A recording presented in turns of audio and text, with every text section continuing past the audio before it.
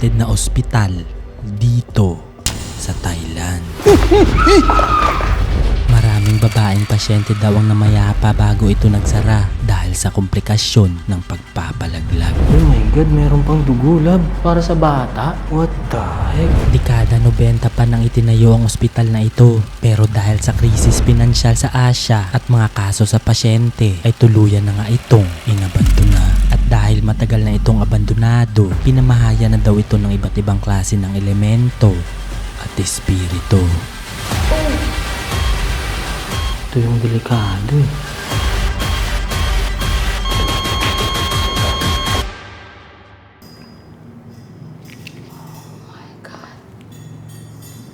Putala. Call for Dr. Sadler, call for Dr. Elaine Sadler.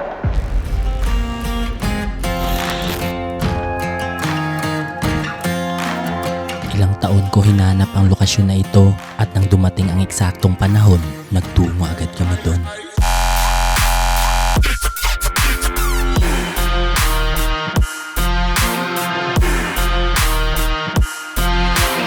Medyo may kalayuan ito sa sentro, kaya ilang oras din ang biyahe para marating to. At pagdating namin sa lokasyon, ito ang tumambad sa amin.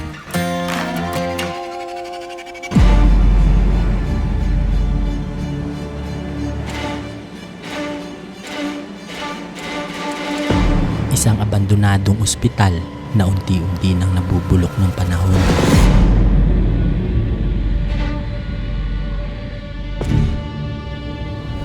Dito na kami ngayon sa ospital. Ang problema namin, nakalock yung pintuan dito. Wala kaming mahanap na daan. Pero dito, merong gate. So, tatry namin kung pwede dumaan dito. Dito pa lang sa labas nagkalat na ang iba't ibang gamit, mga lumang kotse ng doktor at mga ref na nilalagyan ng ibang gamot.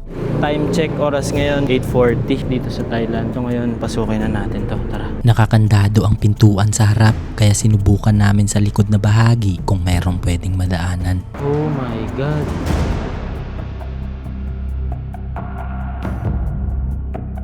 Dito na ngayon tayo sa loob. So, iwan muna natin dito. Unahin muna natin explore yung taas. Pababa. Para isang pasada lang kami. Dito sa loob kapansin-pansin na ang kalumaan ng ospital. Sira-sira na ang mga kisame, kinakalawang na ang mga elevator at nakakalat na sa hallway ang mga dating higaan. Check muna natin yung taas. Tingnan natin yung kung anong meron dito. Paakyat na sana kami nang may bigla kaming marinig na tunog galing sa isang kwarto dito.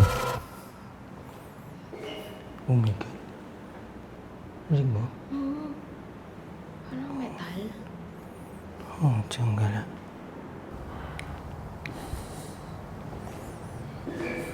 Oh my God.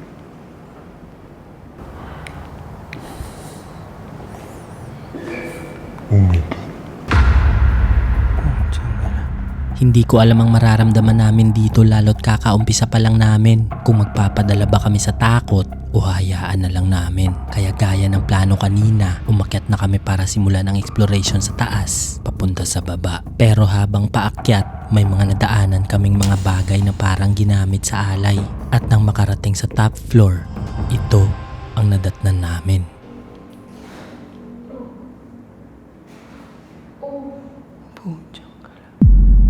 Hindi ko alam kung rinig dito pero may nagdadabog sa taas. Ito na yung top floor.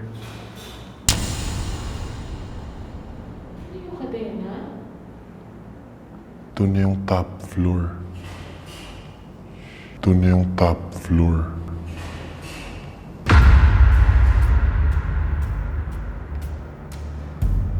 Tahek. Uy. Sa likod ka lang. Hindi ko alam kung rinig dito kasi may dumadaan pa mga kotse, guys. Hindi ako sigurado kung ano ito, kaya sinubukan kong lapitan kung saan ito nanggagaling. Kasi dito yung tumutunog eh. At pagtingin ko sa kwarto, Ay, tiyang lab. Gumagalaw. Tahek, guys, gumagalaw. Ayun yung lakas oh. Pero walang hangin dito, guys. Sa baba. kaya bumaba na kami agad dahil hindi kami sigurado kung ano makakasalubong namin dito. Dito. Uy. Uy.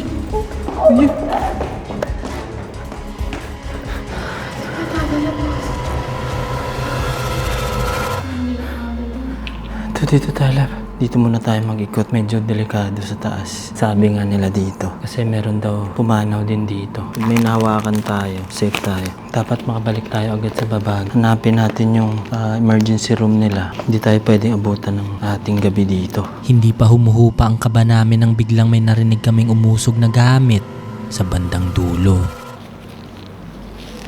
What the heck, love?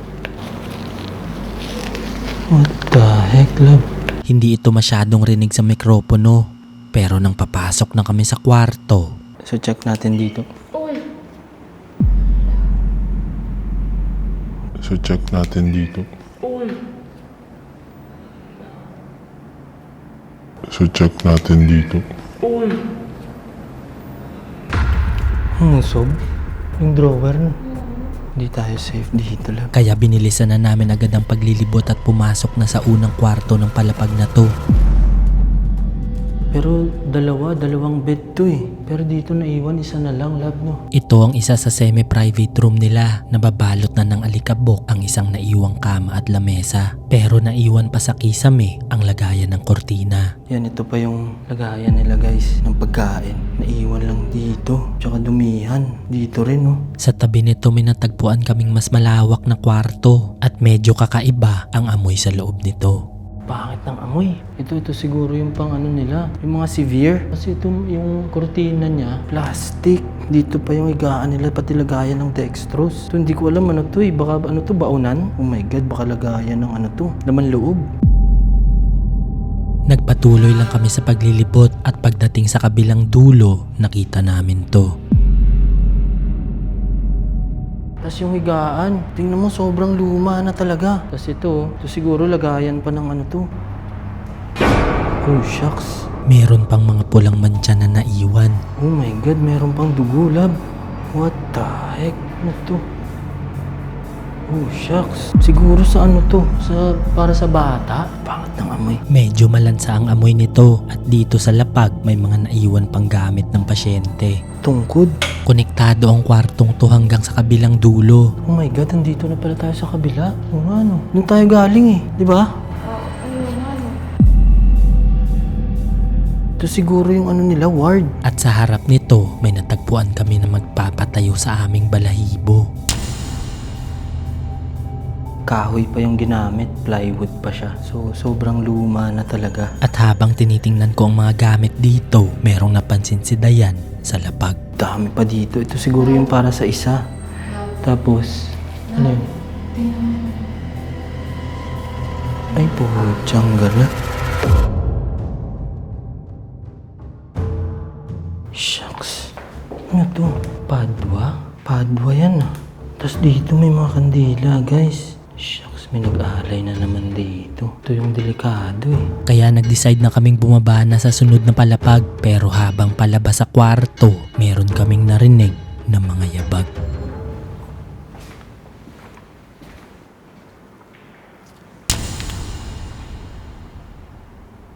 Sinubukan kong tawagin baka sakaling may tao o hayop dito, Ito na, Kap. pero wala kaming narinig na sagot. At habang tumatagal, mas lalo itong lumalakas. Tara, lab. Tandaan lang. Oh my God. May mga apak kaming naririnig, guys. Rinig mo? What the heck? Parang may takong. Kaya nga eh.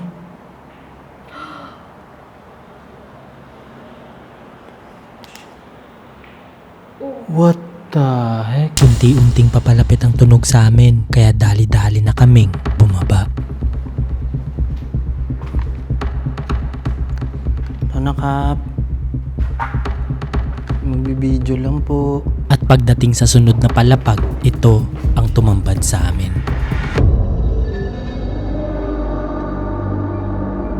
Iwan lang dito. Siguro ito lagayan to ng ano, no? Mga card nila or room. Oh my God, love. Mayroong mga marka ng kamay. May mga marka ng kamay ang mga pader ng hallway. Sira-sira na din ang mga gamit sa mga kwarto. At sa bandang gitna, natagpuan namin ang opisina kung saan nakalagay ang mga records ng pasyente dito. Ito yung mga age nila. Oh my God. Diagnosis. Mga diagnose. Ito, 18 pa lang guys. Ano yung sakit niya, lab? Ubatihit. Ubatihit? Na-disgrasya. Oh my God. Isang bata pa, 18 years old. Yun guys, kung may nanonood tayo dito, mag-iingat kayo. Kaya ng sinasabi namin lagi, ingat kayo lalo sa pagmumotor tsaka sa pagdadrive. Huwag natin hayaan na mawalan ng mahal sa buhay yung mga pamilya natin ng maaga. Kaya mag-ingat kayo. Remind ko lang kayo guys, kung na-appreciate nyo yung ginagawa namin dito ni Dayan, please do subscribe. Libre lang po yun, hindi po kami nangihingi ng anything na monetary or donations na galing sa inyo. Libreng subscribe lang po, okay na sa amin. Pero ngayon, libutin muna natin ito.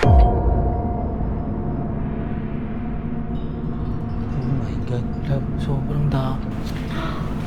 Habang lumalalim ang gabi, mas lalong dumadami ang mga tunog na naririnig namin. Kaya nag-decide akong mag-EMF.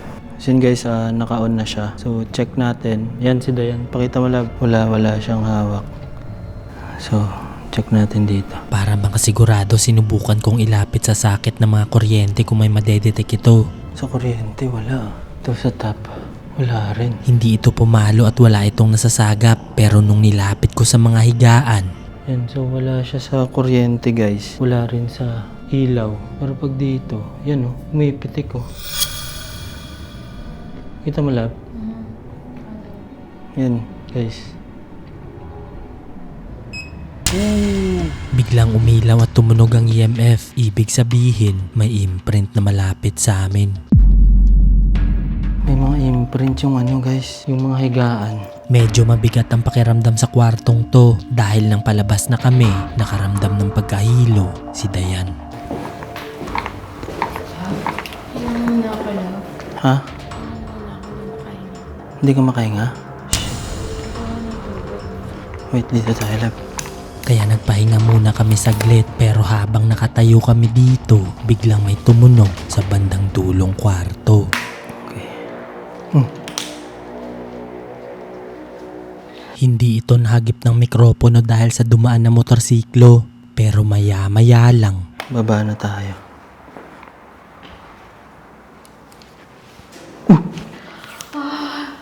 Oh my God. What the heck? Oh my God. Putyang gala.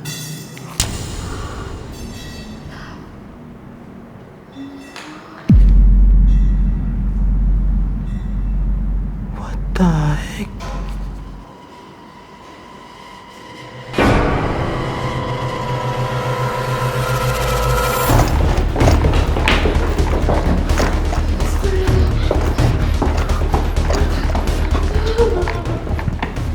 Ano yun? Kadena.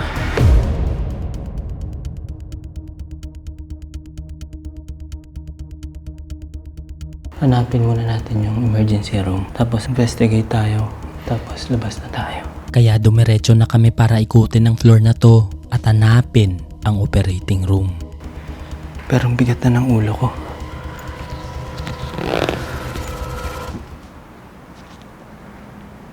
Ito meron. Ano to? Ano to? Ano to?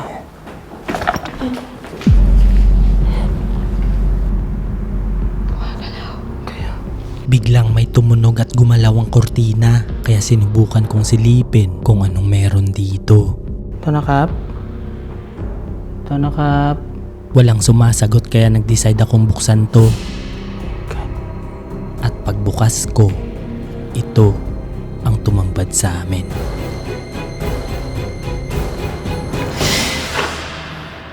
Wala kaming nakitang tao pero parang pinaglalaroan kami ng kung anong meron dito. Hinayaan lang namin at nagpatuloy lang sa paglilibot at sa kwartong to may mga naiwan pang mga dokumento at merong mga pulang mantsa sa ibang bahagi ng pader nila na parang bakas na may nangyaring hindi kaaya-aya. Merong mga dugo sa pader. Bakit merong mga dugo dito? Meron pang naiwang maliit na aparato. Hindi ko alam para saan to. Hindi ko alam anong liquid yan. Pero may nakalagay. Yung operating room yung kailangan natin mahanap kung meron pa sila dito. Ito? Ano ibig sabihin nito? Para sa notice, para sa lahat ng... Nurse? Oo. At At sa tabi lang nito meron kaming natagpuan na isang kakaibang kwarto. Dito, ano to? Dami newspaper. Oh my God, love.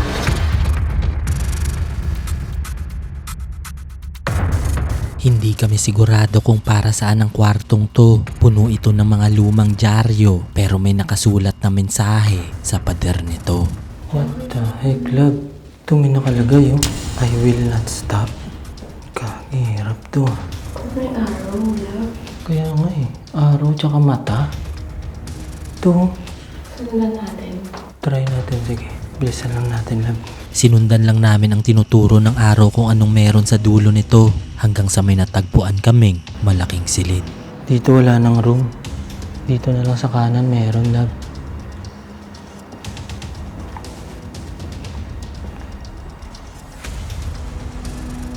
Ito meron, no? Meron dito, love. Check natin dito, guys, kung...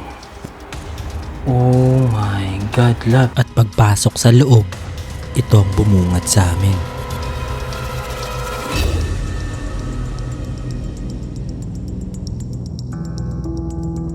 Merong mga aparato, love. Pero yung wheelchair, wala na siyang ano, guys. Oh my God. Meron pa ditong keyboard. Kasi ito meron mo siyang mga parang bato-bato. Ito hindi ko alam para saan to eh. Wala kasing nakalagay na pangalan kung para saan to. Kung may nurse tayo or ano, comment naman kayo, guys. Pasensya na kayo, hindi ko masyadong alam yung mga ganito. Dito malapit sa bintana may mga naiwan pang bote ng mga gamot. Silver nitrate. Ano kaya yun? At sa kabilang dulo, nakita namin to. Oh my God, ano yan? Mga ano, x-ray ng katawan. Ay, ito pag nire-resuscitate yung bata, guys. Doon pa sa taas, oh. Infant warmer. Para mainitan sila, no? Dumiretso na kami para hanapin ang operating room nila at sa likod na bahagi ng kwartong to, may nakita kaming lagusan patungo sa isa pang kwarto. Oh my God, dito guys, meron pang mga bed. Ito meron pang damit, lab, mga lampin. Naiwan pa dito ang ibang gamit na pambata at mga pantahe sa sugat. Ito siguro yung pangtahi. Ayan, oh. At sa labas lang nito, natagpuan namin ang emergency room nila. Oh my God. Nakakata yun. Kasi meron pa dito mga ano, lagayan ng kable. Naiwan pa dito ang mga lagayan ng kable at ang mga higaan na ginagamit sa paglipat ng pasyente. Oh, may gulong yan. Oo nga, meron nga gulong guys. So ito siguro, dito yung room. Nababalot na rin ng alikabok ang parting to pati ang banyo. Nagkalat sa lapag ang ibang mga aparato at habang naglilibot may nakita kaming 2 kwarto. Dalawa kasi guys. Meron dito, tsaka meron to. Dito na pala namin matatagpuan Ito siguro. ang kanina pa naming hinahanap. Oh my God. Yan.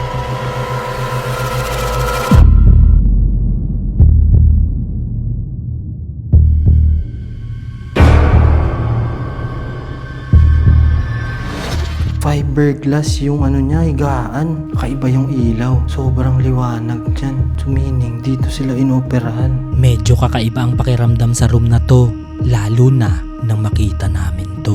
Yan ata yung ano, ilalagay yung bangkay. Ayan o, sa gilid.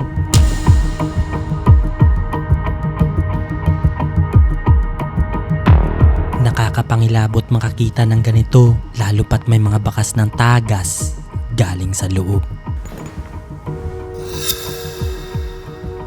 Oh my God, love. Lala nito. Pumapalo din ang EMF sa bandang to, kaya chinek ko agad sa labas Sa iba. para makasigurado. So meron dito guys. So check pa natin dito sa iba. Tama yung sinasabi nila na sa emergency room. Dito wala oh. Yan oh. Ito nyo dyan wala oh. Kaya sinubukan kong ilapit sa kuryente kung may masasagap. Ito guys. Wala. Wala pa rin itong nadedetect, pero nung nilapit ko sa pinto, Uy! Kuha nandyan. May pitik din dito, love. biglang umilaw ang EMF. Kaya chinek ko anong meron dito. At pagpasok sa loob, Oh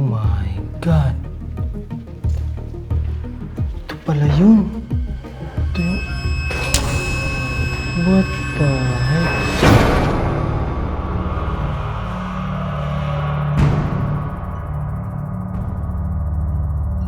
Mas malaking operating room ang bumungad sa amin. Si Dan, walang hawak. Wala akong hawak. Umipitik lang siya.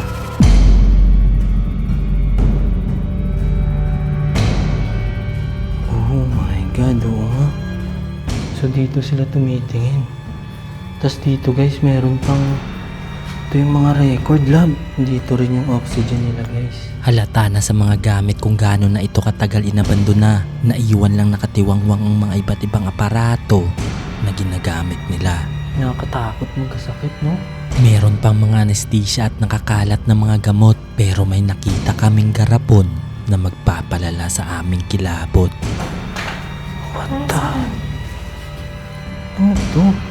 Ito nebulizer, pero what the heck guys, meron pang... Oh shit. Ano yan, natunaw na fetus? Oh shit. Sobrang bigat na ng pakiramdam namin dito, kaya nag-decide na kaming mag-investigate. Nilatag na namin agad ang mga gamit at pinwesto ang mga kamera, at unang tanong pa lang, ito agad ang nangyari. Check natin kung meron tayong masasagap na sagot dito. Kung meron kaming espiritu o elemento na kasama dito, pwede nyo bang patunugin ang ang mga dala naming gamit? ตัวนี้ทีนี้ถ้ามีวิญญาณหรือธาตุอยู่กับเรา ก็ใช้อุปกรณ์อยู่กับหน้านี้ค่ะ มีเดดเบล มีฟลักซ์ มีแรมพอร์ตกดกริ่งก็ได้ เปิดไฟล์คอม Pinatunog nito ang dead bell, sinyales na andito lang siya sa paligid. Pwede ba namin malaman kung elemento ka o espiritu? Kung espiritu, patunugin mo isang beses yung dead bell. Kung elemento, dalawa. เป็นวิญญาณหรือธาตุคะกดกริ่งหนึ่งครั้งถ้าเป็นวิญญาณกดกริ่งสองครั้งถ้าเป็นธาตุ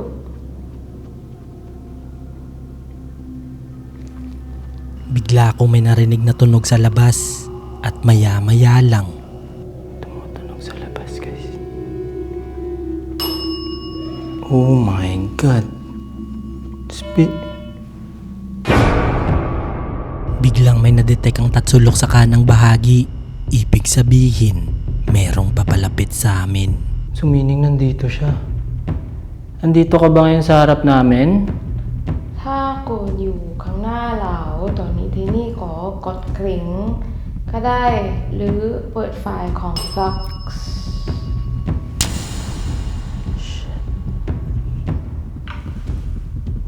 Kagi.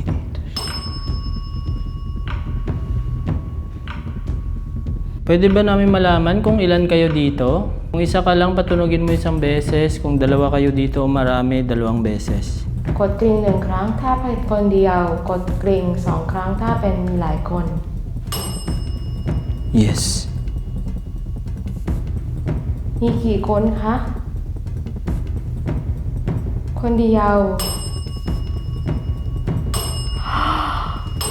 Oh my God! Tama nga ang hinala namin na hindi lang isa ang namamahay dito. Dahil bukod sa deadbell at tatsulok, meron ding na-detect ang REM pad. Wala, pumipitik yung ano. Yung REM pad. Pero hindi siya tumutunog. What the heck? Wala kang ano dyan. Wala kasi tayong isa pang camera eh. ต้องโฟน Ito. Sige nga. Guys, pumipitik yung REM pad.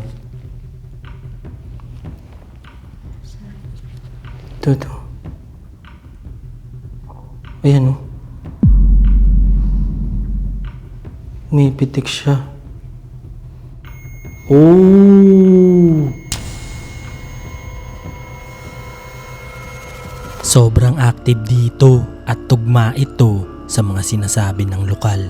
Kailangan niyo po ba yung tulong namin? มีอะไรให้เราช่วยมีอะไรให้เราช่วยคุณบ้าง Yes, no? Marami nga sumasagot. Halos lahat na ng gadgets ang may nadedetect. Ibig sabihin, nakapalibot na sila sa amin. Mayroong gustong tumawid. Di ba? Oh my God. Tanungin natin kung babae o lalaki. Oh my God. Gaging active. Hindi na nila pinapatahimik ang mga gamit, kaya nagtanong kami kung pwede silang kausapin sa spirit box. Tanungin natin sa spirit box. Pero tanong mo kung babae siya o lalaki. Babae po ba? Dami talaga. Meron dito, meron dito. Oh my God. Meaning napapalibutan na tayo. Bigla kaming napatigil dahil meron akong narinig na mga yapak at na-detect ito ng dalawang gamit. Putyang gala. Rinig mong yabak?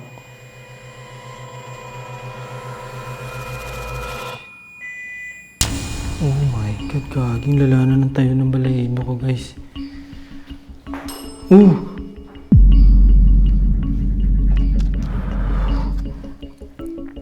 Meron po bang bata dito? มีเด็กๆอยู่กับเราบ้าง ถ้ามีกดกริ่ง1 ครั้ง ถ้าไม่มีกดกริ่ง2 ครั้ง Putyang gala. Tanong mo kung pwede natin silang kausapin sa spirit box. สามารถคุยกับคุณ สามารถพูดคุยกับคุณโดยใช้สปิริตบอกได้ไหมคะ ถ้าโอเคกดกริ่ง1 ครั้ง ถ้าไม่โอเคกดกริ่ง2 ครั้ง Oh, shucks. Okay. Para makasigurado, ginamitan namin ng timing method kung kaya niyang hindi patunugin ang dead bell ng 10 segundo. Try mo siya bilangan. Huwag niya kang patunugin yung dead bell. Hanggang 10. ขอไม่กดกริ่งเราจะนับ10 นะคะ Bago mag-umpisa, pinapatunog niya pa ito. Pero nang magsimula nang magbilang si Dayan, เราจะนับ1 ถึง Okay, 10 bilang ห้า ka. มกดกริ่งนะคะ Oh, yes. Sige, Sino? ikaw. 1 2 No? 3 4 5 6 7 8 9 10 ขอบคุณค่ะ What the heck? kaya sinubukan agad namin sa spirit box para makakuha ng mas klarong sagot. Pwede ba namin malaman kung ilan yung espiritu na nakasama namin dito ngayon? เราอยากรู้ว่ามีวิญญาณกี่คนที่นี่ Ha? 5 kayo dito? Iba pa ba yung sa taas? ที่นี่มี 5 คนใช่ไหม ใช่ Chay.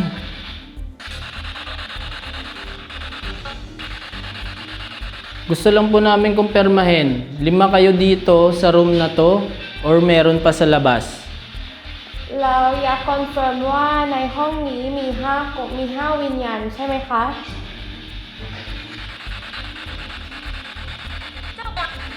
ข้างบน Gangbon? Meron din daw sa taas.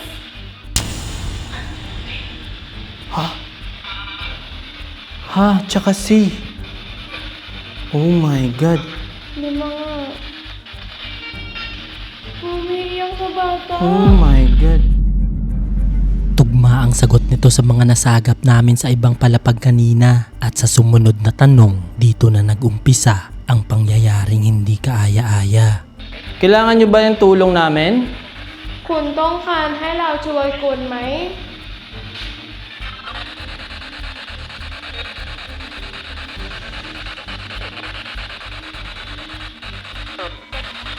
ขอพูดคุยกับเราโดยใช้สปิริตบอกนี้ Uy! เฮ้ย Changgala. What the heck? พูดคุยกับเราโดยใช้สปิริตบอกนี้ Uy! เฮ้ย Oh, Changgala. What the heck? Pinatay niya yung ilaw. What the heck? Wait lang. Flashlight.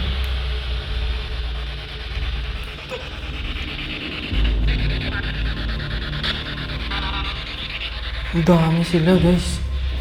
Guys, pinatayin yung ilaw. Kinailangan namin magpatuloy dahil hindi naman pwedeng putulin ang communication.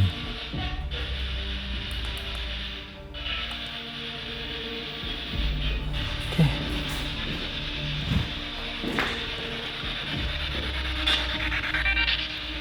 Kailangan nyo ba ng tulong namin?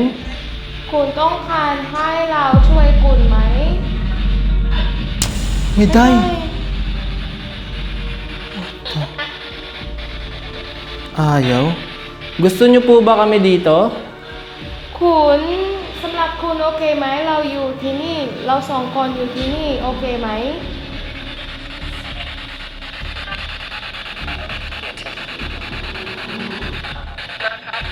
Ayaw nila kami sa lugar na to at parang hindi sila natuwa sa presensya namin dito dahil maya-maya lang.